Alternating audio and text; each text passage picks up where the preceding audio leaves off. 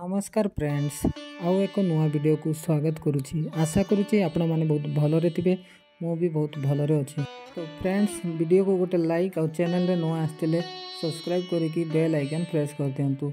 एमितिका छोटिया छोटिया अपडेट आपण माननकु मिलुथिबो। तो चलंतु वीडियो को स्टार्ट करिया।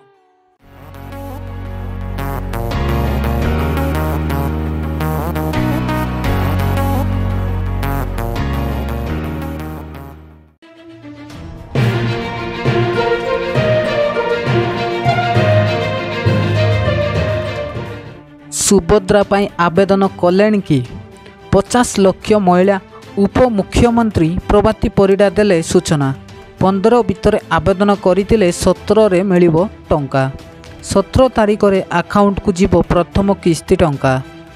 15 भितर आवेदन करितवा महिला को मिलिबो टंका। आसंता काली आरंभ हेबो सुभद्रा स्वागत पदयात्रा। एबे जाए 50 लाख महिला आवेदन कलेनी। 15 तारिख जाए जो मैंने आवेदन करिथिबे तांकु 17 रे बैंक रु प्रथम किस्ती जीवो। आसंता काली सुभद्रा स्वागत पदयात्रा आरंभ हेबो। 10,000 पदयात्रा हेबो। राजधानी रु आरंभ करी प्रत्येक राजस्व ग्राम रे एबो सुभद्रा यात्रा। प्रति पंचायत रे जीपीएल एफओ नेतृत्व रे हेबो। एसएचजी महामाने मध्य गाँ गाँ रे शामिल हेबे। भुवनेश्वर रे गिरी दुर्गा मंदिर रु रोमादेवी जाए सुभद्रा पदयात्रा हेबो। एबे एही जुगान्तकारी योजनार बिग लॉन्च पाई प्लान करिछि बीजेपी सरकार। मोदी को जन्मदिन 17 तारिख रे 70,000 महिला उपस्थिति रे एही योजनार शुभारंभ करिवे प्रधानमंत्री नरेंद्र मोदी। एथिपाई जनता मैदान रे विशाल समावेशर आयोजन करा जायछि।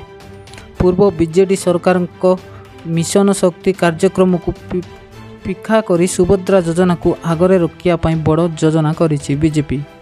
मिशन शक्ति रे 70 लाख महिला शामिल होइतिले। सुभद्रा योजना रे जोड़ी हेबे 1 कोटी रु अधिक। राज्यर एही योजना एपर्यंत सर्वाधिक हिताधिकारी तिबा योजना भाबे परिगणित हेबो बोली आईन मंत्री कहिसंती।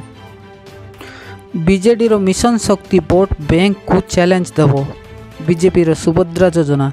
सेथिपाई एही महत्वाकांक्षी योजनार शुभारंभ व्यापक करने को लगी पड़ी राज्य बीजेपी सरकार।